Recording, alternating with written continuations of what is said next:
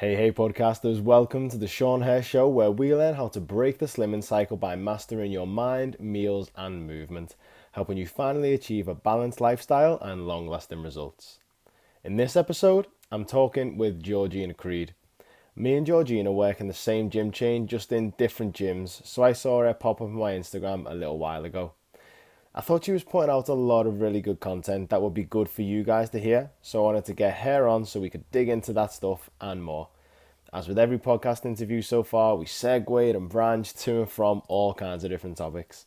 We ask whether you're really going to be happy if you get abs. We talk about the weird way people will avoid things in real life but then do those things on purpose in the gym. And touch a little bit more on managing social events. So if you enjoyed the podcast on that a couple of weeks back, you'll like that bit of this one as well. One of the things we talked about that I thought was really important was how Georgina learned a lot of stuff from her parents growing up in a pretty sporty family, like cooking and enjoying being active. And how once she got to uni, she realised that a lot of her new flatmates didn't know how to cook, and a lot of people will avoid being active where they can. And this is important because if you're a parent listening to this, trying to improve your lifestyle, remember that your kids are watching and they'll learn what you teach through your own actions. Georgina puts it really well towards the end of that topic, so I'm not going to steal her words. I'm just going to let you listen to hers. Just like the podcast with Steve last week on mental health and mindfulness, there are loads of great little nuggets in here that I know you'll find useful. When you hear one of those nuggets, let me know what they are in the Facebook or YouTube comments for the podcast, or drop me a message on Instagram so I can share that nugget with everybody else as a little highlight clip. Thanks for taking the time to tune in, and so without further ado, let's get into it. So, Georgina Creed, welcome to the podcast. We've been chatting for a little bit. Yeah. I know a bit more about who you are, what you do. Obviously, you're a personal trainer in the same gym chain as I am right now. Tell us a little bit about what you do and how you ended up there. Okay, so I started personal training sort of last year, but I wouldn't really say that I got properly into the industry until this February. So I just started at JD Gyms. It's been quite tough because I'm still at uni at the same time, but I kind of just used my knowledge from uni as well to benefit me with PT, and so the stuff from sports science, and then stuff that we learn about the public health, taking it to the clients and sort of using that. So you were at uni. I didn't realise you were at uni as well, doing sports science. What was the public health thing you mentioned? Like, what's that about? Yeah, so we look at like the sports science side of it, but it's also sport exercise science. So then we look at the science of exercise. So right. As well as looking at the elite side to health, so that's all the optimal, like timing of the foods, timing of the like having protein and how often you should train muscle groups and being like optimal for performance, but then also comparing it to, look, this guy sits at an office for 9 hours, how can we just improve his health? So that's where it's like something as simple as getting up every 2 hours and walking to the drinks fountain could benefit him. So looking at those two different people and how very different things benefit their health and performance. So yeah, that's what I do like about the degree. I'm going into third year in September, so that'll be a bit more intense. Still don't know what I'm going to write my dissertation and stuff on. I need to get reading, but yeah. I didn't realise that there was those two separate parts of a sports science degree, because I didn't do anything like that when I got started. I just went straight into PT after uni. What did you do at uni? I had physics at uni. Oh, really? Yeah, a lot of people are surprised. Yeah, that's a bit random. Yeah, because it's not the same at all. But basically, I just got into the gym through uni and started reading more about that on like bodybuilding.com than it was about my degree in the end. Yeah. So that's how it ended up, so changing course for me. Fair enough. On your one there, you said you use that stuff from your degree to kind of help your clients with things, because obviously your clients typically are going to be someone who sits in an office, especially because we're in the middle of town.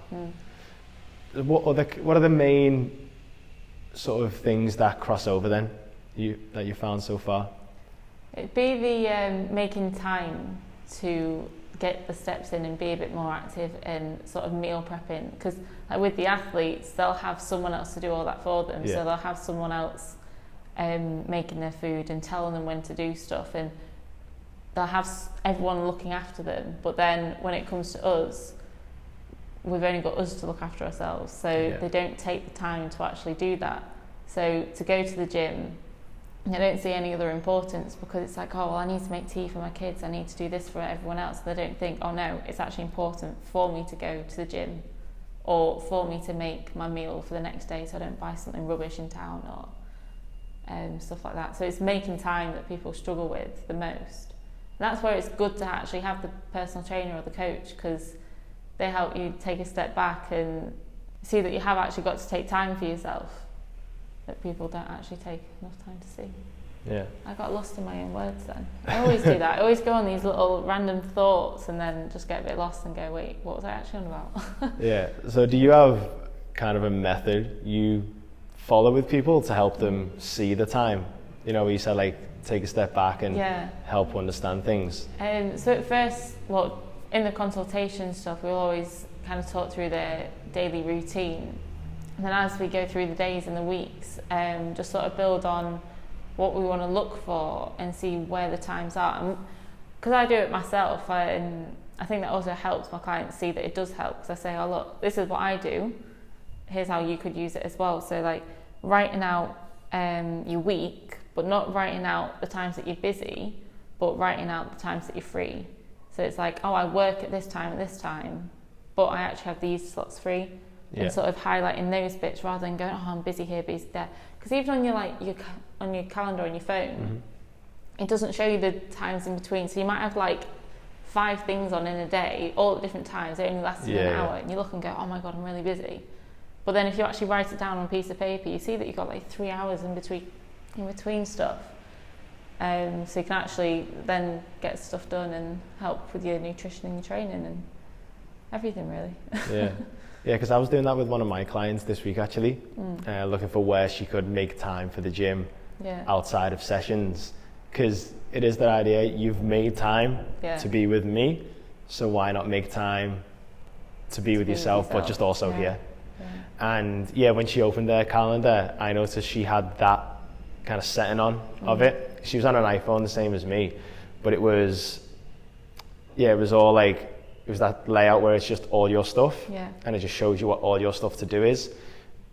And if someone's listening and is trying to imagine it, because I think it's highlighted red in the corner. It's like a little red button, and if you uncheck it, it just goes back to a normal calendar, so you can see the gaps again. So like you said there about like writing it out to see the gaps. Can you actually see the gaps on the calendar? Yeah, it's just the way you've got it laid out. It's just a different might have view. To change that then, I might save a bit of time for myself. Because if you just uncheck that, you can see it just looks like a normal day. Like 9 o'clock, 10 o'clock, 11 o'clock. So you can see, okay, I've actually got a gap there in the morning, in the afternoon, whatever it is. So then you can decide what to put in there. I need to uncheck that might help. thing then. I think that's what it is. I think it's like a little red button with like a thick line and then a thinner line and a thinner line. I actually know, I know what you mean actually, I'm hoping people listening can visualise what we're talking about, or they might just not be on an iPhone and then they're fucked. So don't worry about it. Or if they're not, they should get an iPhone. Or just get a piece of paper. That works as well. About your degree, obviously stuff passes over, and that's one of the most useful things. You do a lot on Instagram, I've noticed, of letting people ask questions on stories, and then you obviously answer the questions people ask. Have you found there's any kind of recurring things that come up with people? Oh yeah, definitely. It's always the stomach fat. Okay. How can I lose stomach fat? How can I get a 6-pack? How can I get better glutes and stuff? And it's like, just stop. It's so annoying because it's always like the same answer, but the answer isn't what people are struggling with. It's actually getting to the answer that people are struggling with. So it's like, to lose stomach fat, being a calorie deficit, it's as easy as that, but doing that and maintaining that isn't that easy. And even if it is easy for you and you get to lose that stomach fat, are you actually going to be happier there than you was before? Like, is that going to bring you happiness? Is it worth it? So whenever people ask those questions, I don't always jump to what the answer is. I'm like, what do you actually want the answer to be? Do you want to know how to do it? Or do you actually want to know how to be happy with the body that you've got? Like, how do people respond to that? Sometimes it's like, no, I just want a 6-pack. You're like, well, but there's why more to though? life, than Yeah. a six-pack, please. And then some people are like, oh, okay, sort of take it on. And I don't know. I never know what people actually end up doing with the information. Some Yeah. people do get back to me and say, oh, stuff you've been talking about recently has really helped me. I've done this and that. I've actually had one guy say about his step counts and that he's lost a lot of weight through just increasing steps, and it's from me every day sort of walking around saying, oh look, walking here, doing this, get your steps in, that he's thought, okay, took that on board, and it has made a massive difference to his health. And so it's little things like that I'm like, yes, okay, it does work, I am making a difference. Yeah. But yeah. It's just, I guess, like having people getting that like penny finally drops moment, you know, where you said like, it is this simple. Yeah. It's just, you have to realize or kind of accept, I think it is for a lot of people, it is this simple, you just have to do it. Yeah. Because like that guy, you've been walking around on videos doing whatever you do, saying I'm walking here, I'm doing this, I'm cycling here, but then the guy's eventually just gone, oh, I too have legs, I can also walk to all those places. And it must just be for a lot of people, I think, just understanding, oh, actually, I can just do that, rather than coming up with, oh, I can't do that because I can't do that because just exactly. People are always looking for excuses why they can't do the stuff. It's like recently I've not had time to walk to work. I've been busy, so I've had to bike to work. Yeah. But it's like, oh no, I'm not getting my steps in, but it's like, oh, it's okay because I'm still biking. Still on the bike, yeah. I don't even know whether it would be quicker on the bus or not, because it'd be stopping every 2 minutes. Yeah. Like, that's why I think biking is just really efficient. How long have you been riding a bike on the road? Kind of since I learned how to ride a bike, to Oh, be really? honest, yeah. I always say this to my parents, actually. I always thank them for taking me on bike rides when I was younger. And just getting me on the roads, and like we'd just go off to like, I don't know, villages nearby. I remember doing 30 miles on a BMX once. Yeah. And like, but that was just like, no, you know, when kids just kind of do it, they were on the road bikes and I was just on my BMX, so like following behind. So I actually remember in primary school when there was the, what's it called, cycling proficiency that everyone does. Oh, I don't know. Yeah, I didn't do that. Everyone learns how to do it, but I couldn't because I had like athletics or something on the same night. But all it was like learning how to stick your hand out and stuff like that. And it's like going out with my parents and them teaching me that is still like today, I can just bike around the streets and be fine with it. Yeah. So yeah, I think that's a big factor as well, actually, parents having an influence on their kids. So a lot of my clients I have now who are mums, I'm like, okay, this information might not directly help you right now, but if you show your kids that would help your kids in the future so that they don't have the same problems as you have. Yeah. So yeah, definitely. A lot of it all just links in. That is a big thing, and I think one of the best things that you can kind of learn as a parent. I mean, I'm not a parent, but from working with parents, the ones who seem to do the best long term are the ones that make all these changes part of a family lifestyle. Because everybody always talks about, oh, you know, it's got to be a lifestyle change, and that's just become one of those things people say. But they don't and it's know true. What it means. Yeah, it's true, but it's just you're not applying the fact that it's true. Yeah. And obviously, if you're a parent, a big part of your lifestyle is your kids. And so I found people who incorporate the kids in a way, like say they end up doing a workout at home, they have the kids doing it with them. Yeah. It helps things last longer because the kids enjoy doing it, because you're doing something energetic, they are energetic, and so that it just fits together then. And I think the same in like the kitchen and stuff. You know, if you're cooking, find something that they can do. You know, even if they're quite young, and it's like if you're chopping vegetables, have them move it from the chopping board to a bowl, just so that, you know, often you're learning to cook at this point because maybe you don't know how to cook particularly well, and a big part of being able to live a healthy lifestyle is actually cooking healthy food, so cooking is part of the process. If your kids learn that, like you say, from you doing it, you'll help them not have those problems as well. Yeah, no, that's the same as well, thinking about it. My mum's always cooked at home, but she'd always start cooking when I'd get in from school. So first thing I'd do would be like, oh, do you want any help making tea, mostly because I just want tea to be done quicker, just so I could eat it all. Just seeing that, even because we all have busy lifestyles, because I was going to loads of different fitness clubs and all sorts of stuff, as you do when you're younger. So meals did need to be prepped just so that we could all have meals together, or like a quick one before we go somewhere. So I've kind of taken that from my mum, and prepping and getting involved with that, and then taking it with me as well. And then going to uni, seeing that so many people don't realise that you can freeze meals, or like just quick and easy ways to make meals that are healthier, and they just don't know how to do it. And it's like, how do you not know how to do this? Like, what's happened? Like, why don't you know how to cook? And it's just strange knowing that parents make that much of an impact on you. So knowing that when I'm telling other clients who are parents, knowing that that's going to make a difference to their child, who is kind of like me, because I'm still quite young. So I don't know, I kind of see it as a big circle. Yeah. Where it's all just like we're influencing each other. Yeah.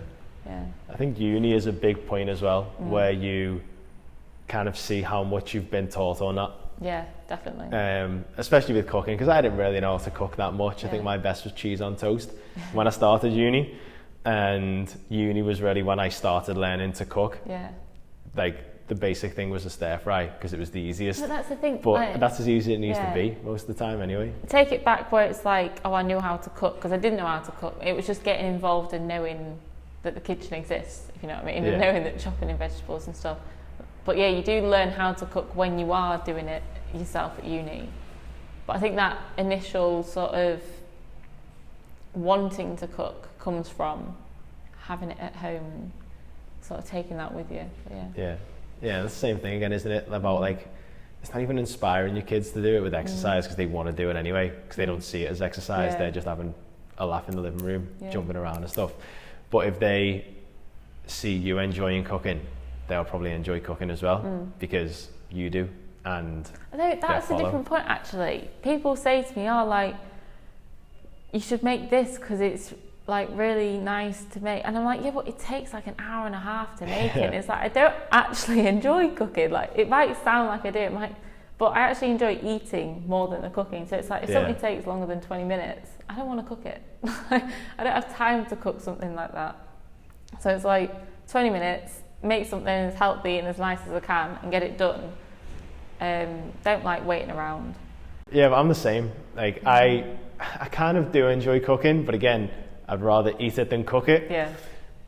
And it's funny actually, because I only kind of realised recently, you know, where people talk about, there's this idea of like, if you're like lazy with your cooking, you just get something you can bang in the oven and then wait for it to be done. Yeah. And it's usually unhealthier if it's something like that. It takes the same amount of time usually, it's just better. Yeah. Like, obviously you've got to put a bit more effort in if it's going to be healthier, because you've got to chop it, put it in a pan, and that's it. But yeah. So it's like, if you're sat waiting for a pizza for 20 minutes, you could be stood up, that don't make sense. Yeah. You could be stood up chopping, I don't know, vegetables or a salad for 20 minutes and get the same meal. Obviously not, salad's very different to pizza, but it's just that different effort, even though it's the same amount of time.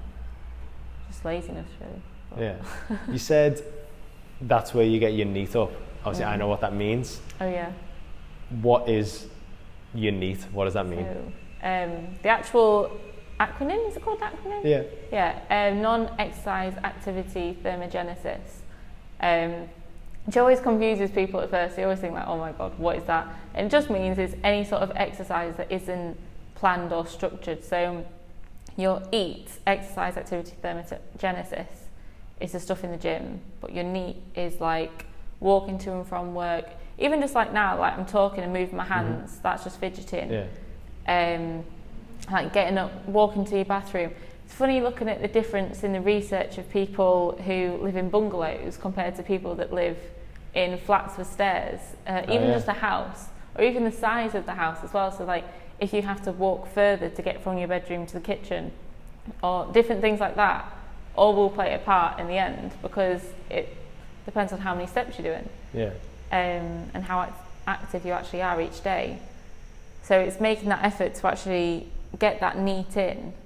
Because everything nowadays, it's like, oh, let's move less, let's get as much stuff into our day as possible without moving.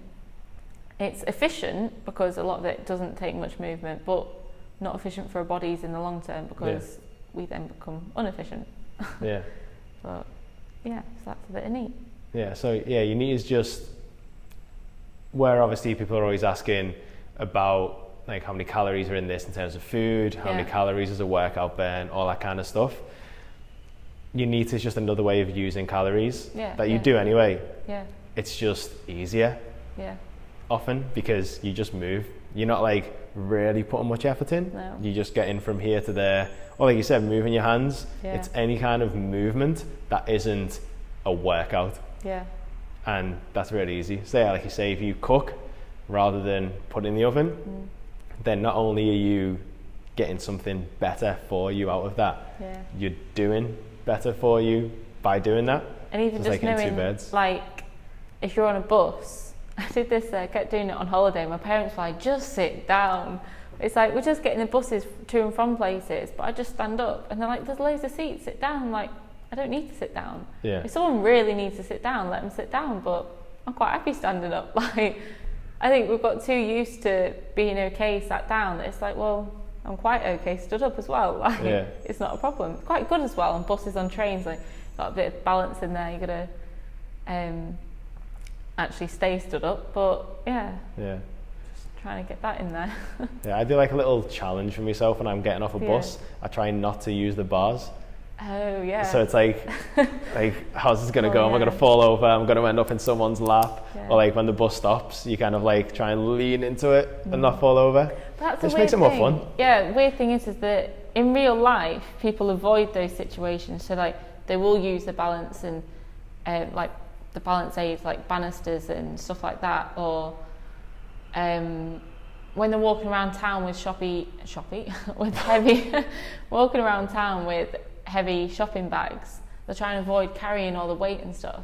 But then they'll make an effort to go into the gym to purposely carry some heavy, like you see people walking down with farmers walk, and I'm like, just go do your shopping.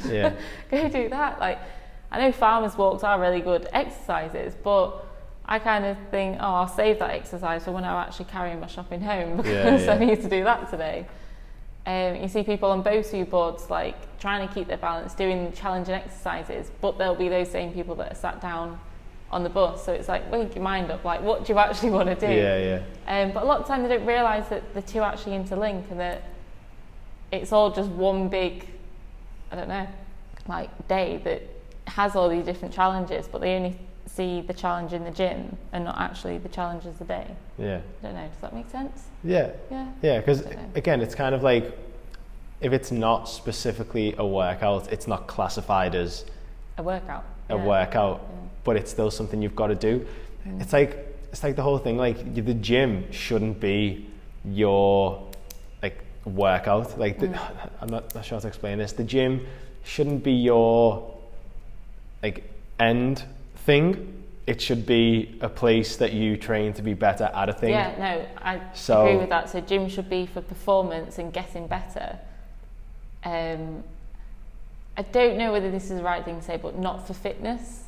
It is for fitness, but it's about improving and getting better because you've got the equipment in there, so you want to perform. If you want to improve your fitness, just go for some walks and just move around a bit more and improve the nutrition, but performance is in the gym.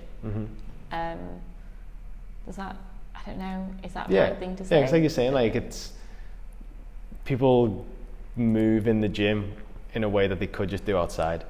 So, and that's one of those baffling things, like when you join a gym and you come in and just use the treadmill, like outside exists. So you do the same thing.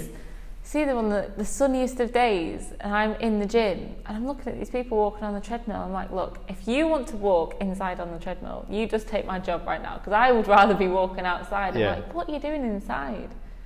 But even then, like, there might be those people that get the train to the gym when it's a 20-minute walk to the gym. People don't realise that 20 minutes you can actually go pretty far. Because it's not that long. But I remember when I went to London a couple of weeks ago, there was a tube from one place to Houston. I can't remember where I exactly was. And it said it was 40 minutes. And I was like, do I really want to spend, it was a really nice day, 40 minutes, do I really want to spend that time on the tube underground, or should I just walk it? Google mapped it, it said it was an hour's walk. And I was like, well, that's only really a 20-minute walk. Yeah, it's only 20 minutes extra than what I would have spent. But then, because I'm kind of a power walker, and I think Google Maps, it's kind of really slow, the estimate, ended up doing it in 40 minutes anyway. Yeah. So, I don't know, people don't realise that they can actually get so far in such a little amount of time. And that 40 minutes isn't that long either. Yeah. So. And you just started cycling as well. Well, you said you cycle anyway. Yeah. But you're doing a big cycle. No. Like, I'm quite into cycling. I should do it more, and it's one of them, whenever I do get out on my bike, like, I love it, like the feeling of it. Yeah. And like you said there, you don't realise a lot of the time how far you can go.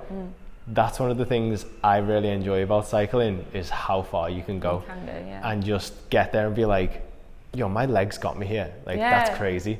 Yeah. I think me and my uncle had a bit of a debate, and we had totally opposing views between cycling and running, because he was all about like using calories, because he had a lot of weight to lose at one point. He had a heart attack and all that, and so he had to lose a lot of weight, so he became quite focused on calories and using up calories and his deficit and all that stuff. And so for him, he preferred running to cycling because he wouldn't have to go as far to burn the same amount of calories. Whereas for me, I was like, but if you go on a bike, I can go really far for the same amount of calories. Do you know what I mean? Like, I can go to Southport for the same amount you get going around the park and a few times. Do you know what I mean? But yeah, you've just started, well, you've nearly finished training, because it's in a couple of weeks, isn't it, for a bike ride? I don't know what I'm doing there. It's really weird as well, because everyone keeps messaging me saying, oh, you should do triathlons, like you should do this cycle and that. It's like, I don't actually like cycling that much. Like, I do. Like, I love my bike. Like, it gets me from places nice and quick. Like, it does its job. And then I just thought, you know what? The only place that I haven't biked from is from home to home, like Liverpool to Cleethorpes. Okay.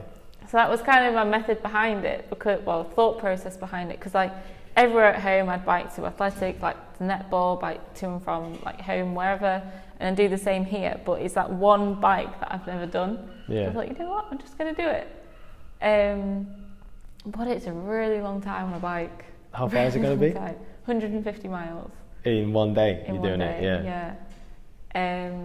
Oh, it's just so long. Like, it's really stupid as well, because I'm that person that if I do a workout, I'll only do like 12 reps or 30 seconds because I'll get bored. So I want to change it up. Yeah. So I'm always changing stuff up.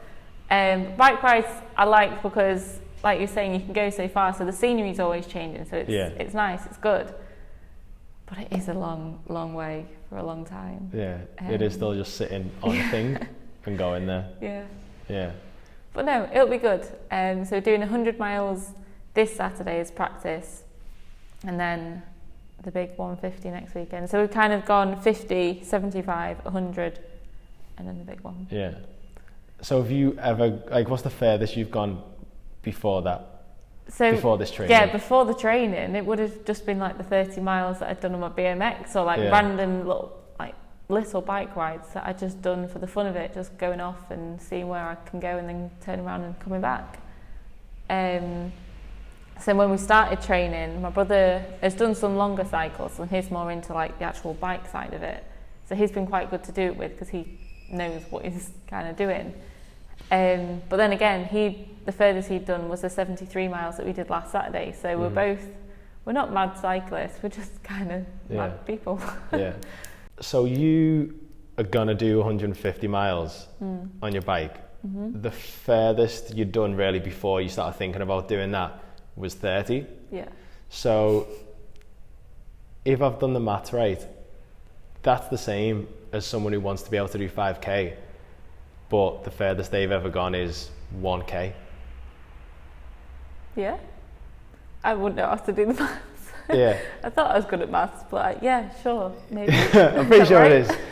But like, this is the thing. So a lot of people are doing couch to 5k now. Yeah. And that's awesome. Yeah. It's a really good way to just start where you're at and then eventually get to 5k. Yeah. And you're basically doing the same, just on a bigger scale. Like you're going, I can do 30 miles, like that's cool. Even if it was less than that when you started, but now you've just gone, I'm going to do a bit more and a bit more and a bit more. Yeah, what you just said there, it's like, I know I can do it. My body's more than capable, like every one of our bodies is more than capable of doing the things that we want to do. It's the mind that stops us. Yeah. So that's why I did want to kind of say as well about that, and I didn't know whether to raise money for a mental health charity for it, to sort of show the mental side of it and say, look, it's the mental, let's bring you across. But I've stayed away from that and kind of, I don't know, I wasn't sure. But now we're raising money for Macmillan Cancer, so just as good charity, like it's going to be amazing the amount of money that we're actually going to raise. But what was I saying? Yeah, so just putting your mind to it and actually just getting it done and just not saying no.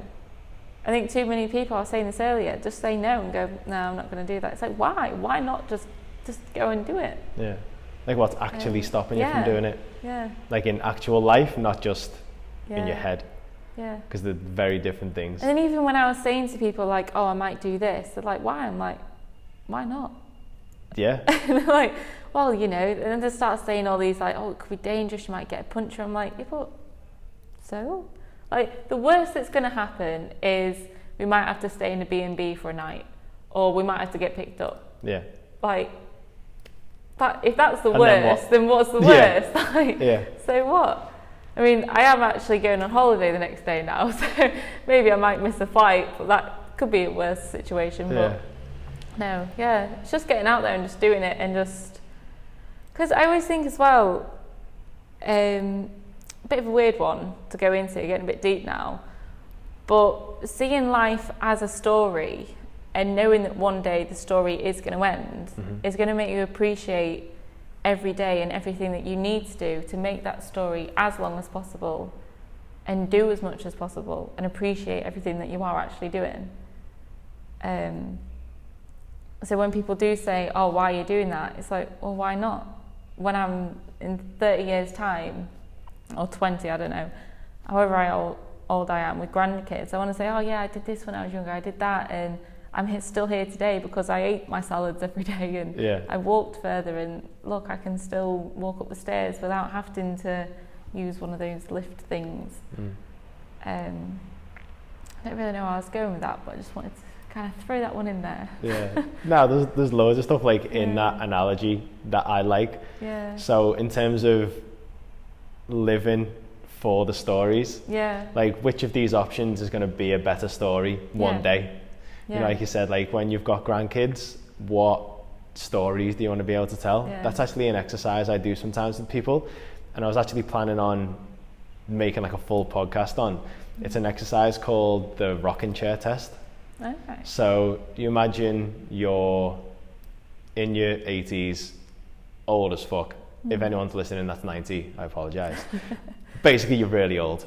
Sitting on a porch, sunny day, in your rocking chair, and your grandkids are around. What stories do you want to be able to tell them? Oh wow, yeah. And just think That's about that. a nice little like thought, like visual thought as well, And then just go and do those stories, go and make them happen. You know, like if you want to be able to tell someone about the time you bungee jumped off that massive bridge or whatever it is in New Zealand, then go and do it, otherwise you won't be able to tell the story. I think as well, taken from that, sometimes it's hard to actually stay motivated to do it, because like I'll miss out on like nights out, or miss out on littler things that might mean such a big thing. Like if I say, oh, I'm going out but I'm not going to drink, or I'm going out but I'm going to go home at this time, people then go, oh, why, like don't do that, you're going to be boring. And I'm like, I'll be boring for that 5 minutes, but the reason that I'm saying no and the reason why I'm doing this is going to be much bigger. And sort of knowing that just keeps you motivated and staying on top. So just seeing that longer story and seeing it as a bigger picture helps you get through every day. And actually stay on track. Because that's it. The story you want to be able to tell is about the time you went from Liverpool to Cleethorpes on a bike in a day. and nailed it. And like, you know, obviously like stuff might happen along the way. You'll be able to talk about the experience and that. You don't know the details of the story now, but that's 100% going to be a better story than the story of that one night out that was like every other night out. Yeah, exactly. It's like once you've done one, it's kind of like the same. I kind of like to save them for more like birthdays now. Like I've done the 2 years at uni where you go out every Wednesday with the socials and you go out every Friday as well. I do enjoy it, but when it does get samey and then it stops you from doing other things that you want to do because you're so hungover, your brain's just not with it. You kind of think, you know what, there's more to life than this. But it is, I think, not enough people have the confidence to say, no, actually, you guys go out, I'm going to stay at home. Because they think, oh, that's boring, why are you going to stay at home? But they don't realise that there's more to it. So like the next day, there's stuff they can do. And, yeah, there's a similar thing that somebody asked me about on Instagram a couple of months ago actually. She was doing a similar thing but on a way bigger scale. So this girl messaged me and she was telling me all about her training. She was doing this and this on this day. She went rock climbing on this day. She did this kind of run on this day. She was strength training on this day. And there's so much that she did. And she was tracking her macros, tracking her calories, because what she was doing was she was training to climb the second highest mountain in Europe. Wow. And I was like, yeah, wow. Like that's huge. But the thing she was struggling with was she asked, you know, my friends go out and like I go out with my friends and we'll go drinking and I just binge out on drinking like every time whenever I go out with them. And then that messes up my training the next day and my nutrition the next day. So then, I can't train as well for a couple of days and all this. And it just messed with her training basically. And she was basically asking like, what am I supposed to do? And what she was really asking was, how can I keep my friends? Because that's kind of the way a lot of us think about it. When you're saying to people, I'm not going to drink, like you said, people will say, why are you being boring? And it's just like small-minded thinking. But what I said to her was, do your friends know what you're training for? And she said, well, no, not really actually. And I was like, right, start by telling them what you're doing, because I think that's unbelievable that you're going to climb the second highest mountain in Europe. Like that's amazing. And if you told your friends that, they would also think, wow, that's amazing. They probably question their own actions, be like, oh, so she's not drinking because she's doing this, training tomorrow because she's doing this big event, and I'm just going to sit in bed all day. Like so it'll probably put them into it could spare them into something. But the other thing is, if they know what you're doing it for, they might be less inclined to go, why are you being boring? Exactly. And even if they are, the other thing I said was, they don't even notice. Like if you go out with people, like I had a year off drinking at one point, and I'd go out and people would ask me what I was drinking, as in, you're mental, what are you drinking? Because once everyone's drunk, if you just act drunk, you kind of feel drunk anyway, and just dance like you want to anyway, and nobody even notices. And so anyway, she got back to me a few days later, like after that weekend, and she said exactly all those things. She said, I didn't drink on Friday when we went out, and like nobody even really noticed, and I had a great time. I danced, I trained the next day, and my friends were like, wow, we didn't realize you were doing that. That's amazing. And again, like you keep saying, you've trailed off with this story, forgot where you were going with it. But I think to kind of wrap up what I was getting at there, it's, if you want to do a thing, don't let what you think other people are going to think put you off it. Because what you're planning to do is probably way cooler and will be a way better story in the end than what they want you to do tomorrow night. Like what that extra shot or what the extra hour staying out would give you. Like don't sacrifice a mountain for bar. You know I was actually just read, Jay Alderton. Just read one of his books, The Business, Mind and Muscle, I think it's called that, something like that. And in there it talks about like social sort of gatherings and saying no and having your friends accept you saying no. And he said, I actually always repeat myself, I always repeat this quote to myself just to be like, yeah, it's okay. It's, everyone's the star of their own story. So everyone wants to think about them and everyone wants to have their own best story. Yeah. So you saying no, it's kind of like, makes them go, oh, you're boring, but then they don't really care because it doesn't really affect them that much. Yeah. So then they can carry on and you can carry on. So what you might think they might be bothered about for like a minute because you said, no, I don't want another drink. But then 10 minutes later, they're like, oh no, I don't actually care. Like, no one actually cares. Yeah. But too many people think that everyone cares, but they actually just don't. Yeah. Oh, what's that other quote? I was saying this to my mum on holiday as well. It's, if you knew how little people cared about you, you'd be offended. Right, yeah. So don't let the thoughts of what you think people are thinking about you stop you from doing stuff, because they don't care. They don't know, like they actually just don't care. And knowing that they don't care, like, yeah, it offends you, but you can be able to do so much stuff because they don't care. Yeah, that's actually similar to something I always tell people in the gym. Well, people who want to go to the gym but are kind of scared to come in or feel like self-conscious about coming into the gym. On the same lines, he said like you'd be offended if you knew how little people care about you. That's basically what I say to people who are self-conscious about going to the gym.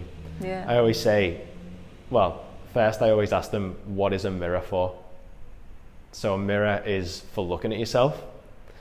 And then I say, look around the gym. How many fucking huge mirrors are there? What are they for? Like, they're for people to look at themselves. And that's all people are doing in the gym. That's if you're self-conscious going into the gym thinking people are going to be looking at you, but everyone's just looking at themselves. That's why we've got mirrors, so everyone can look at themselves. Like, they do not care about you. And again, I'm kind of like saying, you said there you'd be offended. I'm kind of like, no offense, but nobody cares about you. So just go. Like, no one's going to be looking at you. No one even cares you're there. No offense, but they don't. So just go. Yeah. Another one was that with that one as well. So even if you think that people are looking, most of the time, it's just because you're the only thing moving. So they're just resting in their own like set, just waiting for time to pass before they go again. And they're just like staring in their own world thinking, God, I really don't want to do another set. Or God, I'm really tired. Or just thinking about anything. But they're just like, their eye line might be at you because you're the only thing that's actually moving. I realise I do it and I'm like, oh God, I'm actually just staring at that person. But you click out of it and go, oh no, they're going to think I was staring. But you're not, like, you're just thinking about something completely different. Yeah. But once you realise that you do it, you're like, oh, everyone's actually doing it. Like, no one stares at each other. Like you say, everyone's so focused on themselves and their own thoughts and their own feelings that they don't actually care. Yeah. Earlier on, when we talked about the questions you get online, you said obviously all the time it's, how do I get rid of stomach fat, get rid of my belly, whatever. Something I wanted to ask about was something you posted on Instagram last week maybe, when you were at the pharmacy. Oh yeah. And so basically, what was that post? Oh God, I actually can't remember what it was that I ended up posting it in the end, because I was sat there and I was writing something and I thought, oh, I can't say that.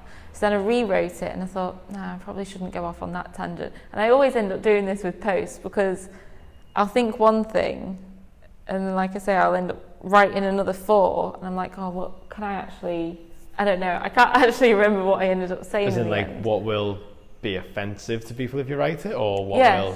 Like, because obviously you can't always say like, oh, it's this and it's that, because people will be like, well, that's a bit rude. And it's like, well, it's true. Like, people need to realise that. We need to stop putting all the fluff around it and be like, look, like, this is the facts. It's not fair.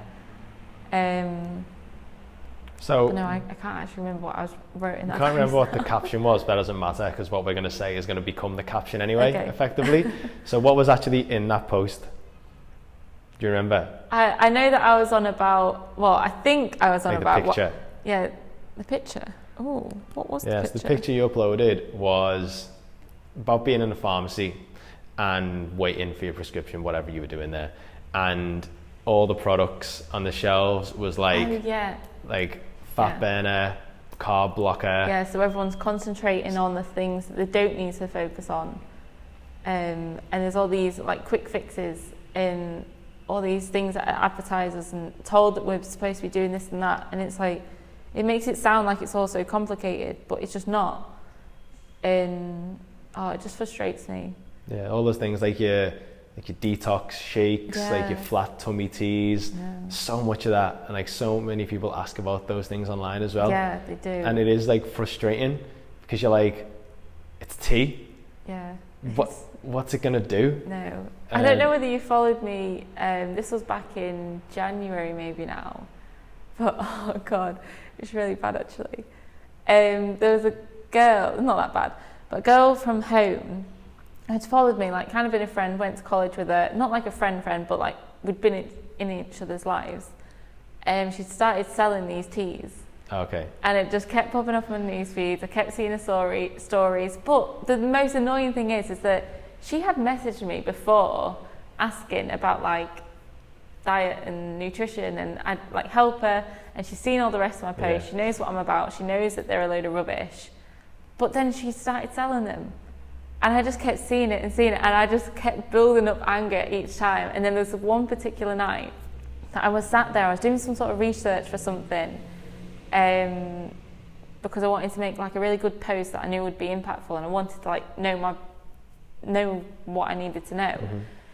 And then I was like, right, just going on Instagram, scrolling, and then it came up, and I was like, I cannot believe I've been sat here for 3 hours learning the proper science, trying to find the right content to tell people. And she's just screenshotting this thing that's like a sort of standard business. Oh, there's a transformation, pass it on. And she's getting money. And I was like, I'm not even getting paid for this. Yeah. Like, I've just sat here on a Friday night studying for some free content to help people. And then she's just sending off this screenshot to make money from a business that doesn't actually help anyone. Yeah. And then I just went off on one. And people were going, I didn't tag her or anything. I didn't let anyone know who it was. But then she put on her own story, if anyone's seen at Georgina Creed's Instagram story. So I don't know why she did that, because then obviously people went onto it and looked at it. So that was all a bit backwards from her. No, she didn't like the fact that I'd said, this person's selling this. They don't actually have a clue what it's about. This is the truth. Don't invest in it. She was like, you can't do that. It's a business. Like, you can't just shut someone down like that. I'm like, well, I can. Like, kind of, it's bullshit. Yeah. You're just leading people's health into I don't even know what. And it's like, you don't even care. Like, you're just doing this for money. Like, why? Like, you're not even into nutrition and stuff. So you're into like nursery or whatever she was doing. Like, why are you trying to do this? And it's like, well, we've all got to make money somehow. And it's like, no, like, you don't make money off guiding someone down the wrong path, and you don't know what sort of mental health issues these people have from giving them these teas, telling them it's going to fix them. Like, it leads to all sorts of disorders, and it's like, no, I'm only telling people that you're a load of rubbish to save these people. And she blocked me in the end, but I was quite happy, to be fair. Got a few messages from that saying, that was good, to be fair. Good on you, good for sticking up for yourself. A few messages from her friends saying, this is wrong, you shouldn't say this, stay out of it, it's none of your business. And it's like, well, actually, it is literally blind business. Like, I care about the health of people, you don't. So you stay out of my business, not I stay out of yours. Yeah, there are a lot of people online, like on Facebook groups that I've joined recently, to try and help people who are struggling with weight loss and try and understand why they're struggling and all of that. There's a lot of people who are trying to sell these detox teas and this bullshit and this product and whatever it is. And I've made a point now of actually asking them, like sort of pretending I'm one of them who's trying to lose it, because they're not going to care enough to look at my profile to see that I'm not overweight or whatever. So I always say to them, right, cool, how does it work? As in, actually work, like in terms of like physiologically, what does it do? And they go, well, it does this, and it does this amazing thing, and this magic happens, and then this detox. And sometimes they go as far as to say like what do they say, like phase 1 and 2 of like liver function and stuff. And I'm like, you know what you're talking about. No. But anyway, oh right, so but like how does that like actually happen? Where they say like, so you'll like flush out these toxins and you'll do this and you'll do that. I'm like, oh right, so how do you actually flush out toxins? And just try and show the other people, you know, on the group that when that person stops replying, it's because they don't know, because they are just chatting shit. And so, you know, what you were saying before about how you were researching something and then you saw this thing that this girl had posted and you were like, what, like, what even is this? Yeah. I did the same because I knew all this detox tea stuff was a load of crap. But you doubt yourself as well. Yeah, and that's it. Like, I didn't want to ever doubt myself again. Yeah. So I went and found out like how these things are actually supposed to work. And so then obviously be able to understand why they don't work long term, because they do work in terms of they make you lose weight or they make you look slimmer or whatever, but they don't make you stay that way. It's not direct, is it? It's usually, I found a lot of the stuff I was reading, I don't know what you came across, but a lot of it was actually the behaviours that changed because of the tea. So it's like, oh, I'm going on like a healthy 5-week thing. So it's not the teas that's teas for the 5 weeks. It's actually the fact that they've made more conscious decisions. So it's not the tea directly, but it's the things that come because they've used the tea and because they've kind of not embraced that lifestyle, but brought that lifestyle on. That helped your mindset. But it's really just I don't know. It's just that's the thing with a lot of what's the big thing at the minute? You know, the celery juice. Oh yeah. Hype, like people are saying like celery juice causes, also like prevents everything and like heals everything. And a lot of that is because people just take on adopt other practices of a healthy lifestyle because they think, oh, like I'm doing this, but I don't want to ruin that. So I'll do this other good thing as well. But so you know, but some like of the teas, like the stuff I was looking into, it's some of the result is because you take on other healthy things, but apparently what it actually is, I found there's like 2 types of detox tea. So if it's just like a herbal tea thing, then it's probably doing other things that makes the difference. But with these actual detox type teas, do you know how they work? No, it's one of those things, you know, when you read, you're like, oh, so that's how it works, but it has no relevance to you, so you just kind of forget it. Like that's what I read of how it works, like, and I just want to let people know is, like I say, there's 2 types of how it works. One of them is a diuretic. Oh, yeah. So basically, in case people don't know what that means, it just makes you go to the toilet more. It flushes out water. So where you talk about losing water weight, that's literally all you're doing. And people often say, oh, you'll find that when you start taking the detox tea, you'll need to go to the toilet a little bit more often, as if it's just like a side effect. But it's like, no, that is the effect. That's all it is. It's just making you lose weight. So, but that weight is water. You're not losing any kind of body fat. You're not changing your body shape at all. You're just pissing more. Like, cool. And becoming dehydrated as well, because you're probably not drinking enough. But then the other one is that the tea has a laxative effect.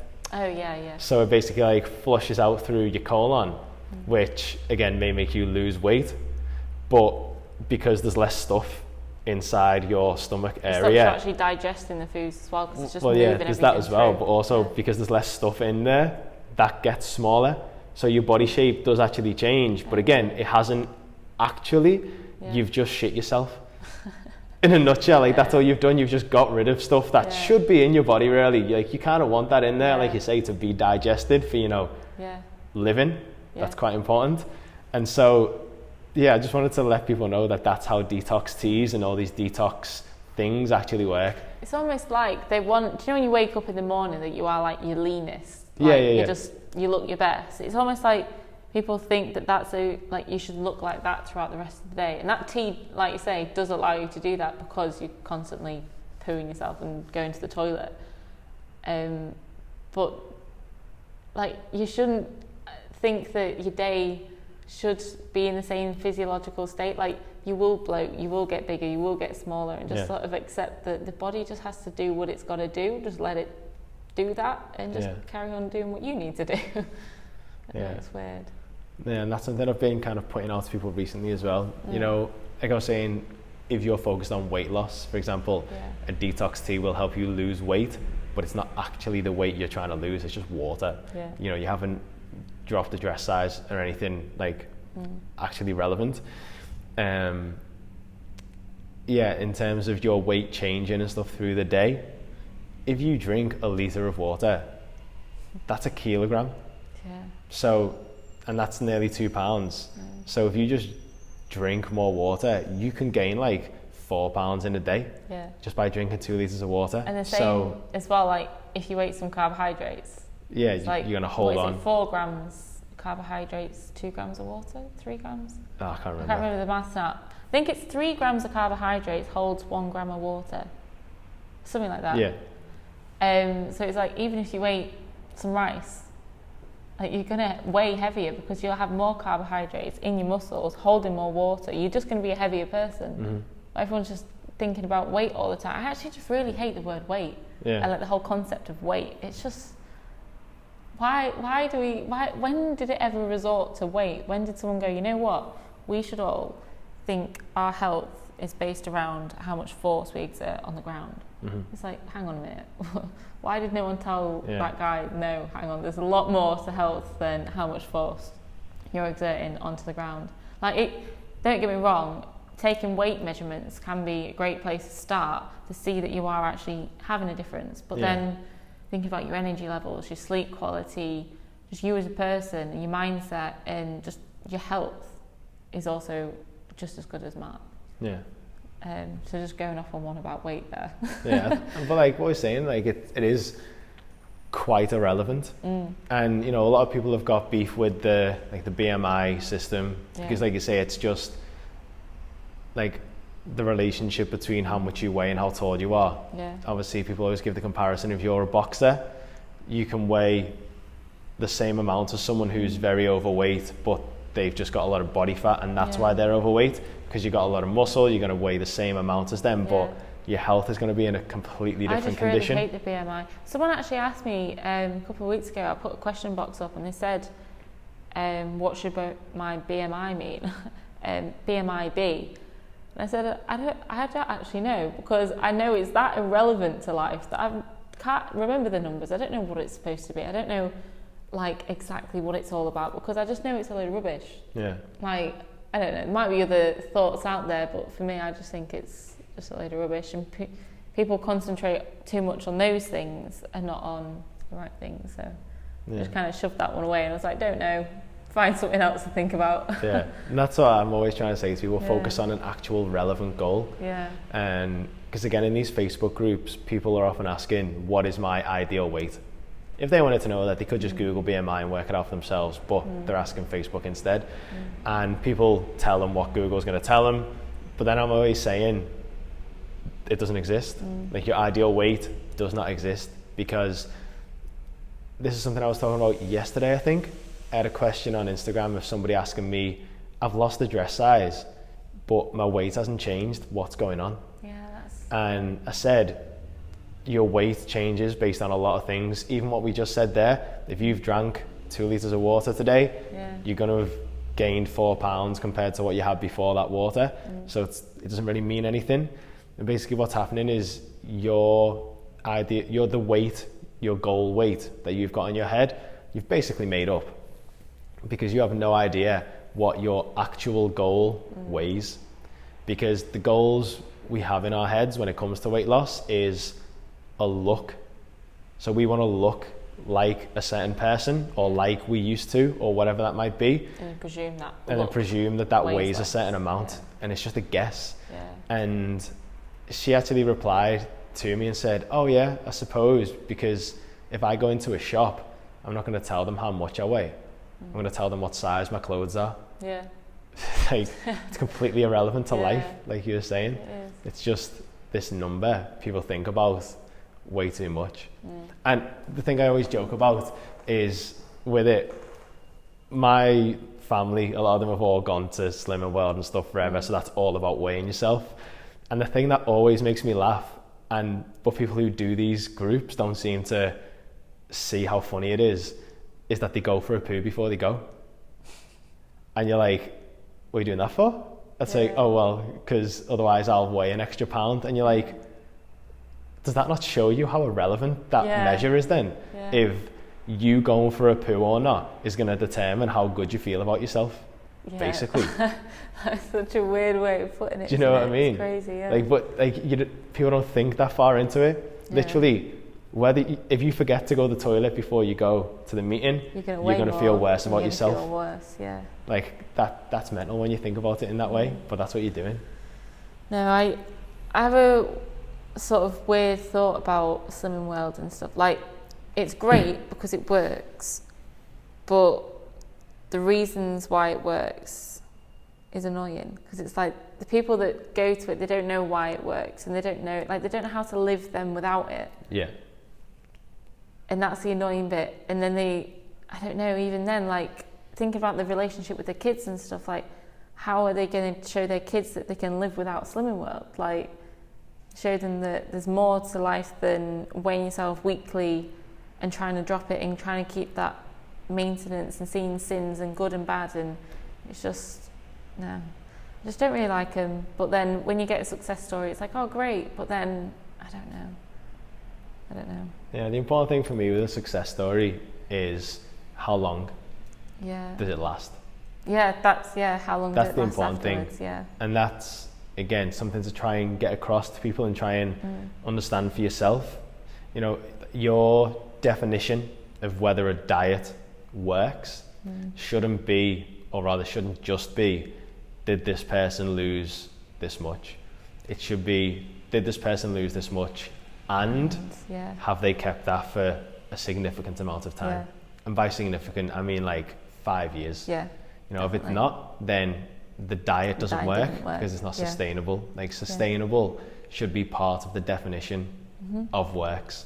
Otherwise, you just stay stuck in that cycle of going up and down forever. That's like the perfect sort of sentence there. If it allows you to carry on like 5 years after, then it's perfect. Then it works. Then it works. Yeah, that's the one that works. Yeah. One other thing that you've been posting about a couple of times is something that is really simple, and if people are feeling stuck, can help them to just, simplify things. And that is this idea of volume and density. Yeah, no, I'm just laughing now because I know the reason why I do it, and it's just because I'm actually such like a fat person. Like, I just love food. I don't know whether people don't know that, because I'm always like, oh yeah, healthy, like eat salads and stuff.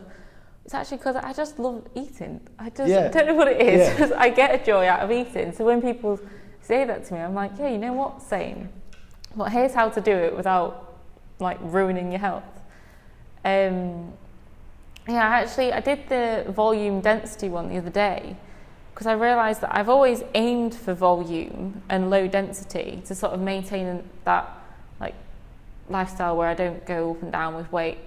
But now that I'm training a lot more, I realise I need to get rid of the volume. You need to do it the other way. Because I've actually, even though I say I love food, I'm eating too much. So it's like, the last 2 weeks, I hadn't had any salad. I had like tomatoes and frozen veg and stuff, but not that volume of the lettuce leaves and stuff, because it was just too much food. And one, I didn't actually have the time to eat it. And two, I'd have to eat like every hour, because it wasn't actually enough calories in my plate. So that's why that one came up, because I thought, you know what, people actually need to realise what food volume and density is and how it can be helpful, but also how sometimes it's not so helpful, because you don't always want to eat loads of food. Yeah. So for anyone listening who doesn't know what it is, what does that mean? What is the volume? What is the density? So the volume of your food is how much you have. So say you have like a whole plate of salad compared to a whole plate of chips. So when you look at it, it probably takes the same amount to eat and it looks the same amount, but the energy value, so the density of it, is completely different. So you're eating the salad, 50 calories, loads of chewing, takes loads of time to eat, done. Whereas the plate of chips, same size, same time to eat, but the amount of calories in it is probably 6 times, not even that, like 10 times the amount as what the leaves are. So instead of dieting down and going, oh, I can only have like 5 chips on my plate because that's all I can fit into my calories. Like, people I've seen in like my group chats and like people who are on other diets, they'll have like one little salmon fillet and like a spoon of rice or like 3 green beans or something. And I'm like, oh my God, if someone said to me that was my tea, I'd be like, no, where's the rest of it? Like, where is the rest of my food? I'm not having that. Like, that's not even a starter. So that's where it's handy to get all the leaves in there, get all the peppers and all your vegetables, and just low calorie with a high volume. So your plate looks big and it looks satisfying and it looks like an actual meal, rather than 3 chips and chicken breast, because that's all that fits into your calories. Yeah. So that's a bit of food volume and density. Yeah. And it's like that, you know, we've mentioned it a couple of times at different points about calories, and obviously there's kind of like an industry focus at the minute on calories, because at the end of the day, that's what it comes down to. If you're consuming more calories than your body's using, you'll gain weight. If you're consuming fewer calories than your body's using, you'll start losing it, because you're using the ones that you've got stored and you know, as backup. And I feel like that focus it's a focus on calorie counting, which can be useful. Like, if it's your thing, like crack on with it. But like we were saying before, the definition of what works needs to include, is it sustainable? Yeah. And a lot of people I've found don't like doing that. Yeah. So it doesn't stay that way. I don't. No, I think that's the tricky part as well, actually. See, I like social media, but then I also really don't. So I only actually use social media now for business. And my point in business is to get sales. So when I'm posting, all I want is I'm trying to solve someone's problem, show them how I can help, so that they can then become a client and I can help them. Yeah. And people see it as, oh, that's what I do. So yeah, I do track my calories, but for me to actually maintain my life, I don't. But I'm just showing you how you can make a difference through doing it. Yeah. So it's like, with my clients, we'll track it for like 2-3 weeks. I'll say, if you want to carry on, you can carry on. But if you feel like you've got a good idea of what's going on, just log it when you need to. If you make a new recipe, just see what's really going on and then be happy with it. Like, it was only actually about this time last year that I actually started counting calories, and that's because I had to start coaching other people. So I was like, you know what? I could not tell you how many calories a Snickers bar had in it compared to like a piece of chicken. Like, I didn't have a clue. But because I was so active all the time, it did not matter how much I ate. I actually realised it was so bad. I love peanut butter. I knew it was calorific, but I didn't realise, again with the volume density, I didn't realise that such a small spoonful was so dense. Yeah. Like, I was having about 4 tablespoons with an apple. Like, I was dipping it in. Yeah, tablespoons. Wow. Not even lying. And then when I started coaching clients and had realised that I needed to understand what the calorie values were, got myself some digital scales, actually put it on, and I was having like 200-300 grams of peanut butter as a snack. Yeah. And if people know how many calories are in 100 grams, it says like 500. Like, I thought I was only having 10. So I was like, yeah, like that's just a spoon, like that must be 10 grams. I was eating loads, but it didn't make a difference because I had always had like the salads. So I realised that I was having salads because I knew they were healthy, but didn't realise that I wasn't actually getting calories from them. So I realised when I look back, my diet was actually quite messed up. It was healthy, but it was all just a bit all over the place because I didn't realise the different calorific values of it. But I was always really active as well. But now I have got more of an idea, so I know like, oh, actually I need to put some of my protein from my peanut butter out the peanut butter and put it in some chicken and put it over here. No, it was all a bit crazy, but I kind of use that story as well with my clients to be like, look, I didn't have a clue either, but this is how it's helped me, and now you have an idea. Like, you don't often try new foods. No, you don't try new foods very often. So when you understand what your diet is actually like and how it can fit together, after 3 weeks, you're like, oh, okay, I kind of got it. Yeah. So you don't need to count your calories anymore. Like, that's not the maintenance that you want. Like, you don't want to have to do that. But just building up that knowledge in the first place is what you need to do. Okay, cool. So to start wrapping up, I've decided I want to have like a way of wrapping up that sounds cool. And what I was thinking earlier today was, if anyone's not ever listened to it, listen to the Tim Ferriss podcasts. And one thing he always asks is what I'm going to ask you now, and I think it's a really cool way to end because it'll kind of wrap things up, I think, most of the time. So if you could have a billboard anywhere that hundreds of millions of people were going to see, what would you put on it? I really don't know. I don't want to be too cheesy, but something that has always actually just stuck with me is just smile more. Yeah. I know that's just so stupid, but like people just don't smile. Like I'll walk out the gym and kind of be used to like talking to people, smiling at everyone I walk past. I go out onto the street in that same mood of like smiling, and you look around and everyone's just miserable, and everyone avoids eye contact as well. They just smile more and enjoy the story, I think. I like it. Because now I'm just smiling. Yeah. Because it's just a nice thing, isn't it? Yeah, just smile more and enjoy the story. Yeah. Like just like whatever is stressing you isn't that stressful. Just smile and just enjoy the story. I don't know. Winner? Yeah. Yeah. I feel like I should say thanks for being on the podcast now. Is that a thing? Or do we just end it there? Yeah. Cool, thanks for being on the podcast. That's okay, thanks for having me. Yeah, it's alright. What an amazing ending. I'm definitely asking that question at the end of every podcast interview from now on. Big thanks to Tim Ferriss for the inspiration. And by the way, if you're listening to the podcast rather than watching the video, you should know that as soon as Georgina said, smile more, I did not stop smiling right through to the end because it was just such a nice thing to say and such a lovely idea and so true. So what did you think? What were your little nuggets from this week? Make sure you let me know in the comments if you're watching on Facebook or YouTube, or drop me a message on Instagram if you're just listening. Remember, if you haven't already, please leave a review on iTunes. It'll only take you a couple of minutes and it really helps boost the podcast so that other people are more likely to see it. So if you find the podcast useful, entertaining, or just like them for whatever reason, please do me a huge favor by leaving a review on iTunes and even sharing the podcast with your friends, because I will be super grateful. And you know what? I already am. Because whether you decide to leave a review or not, you've chosen to spend the last hour of your life with me and Georgina.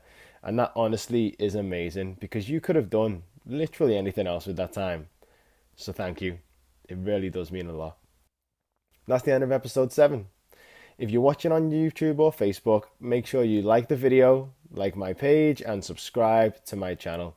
And if you're listening as a podcast, make sure you subscribe so you don't miss out on any future episodes. Thanks for tuning in, and I'll see you in the next one.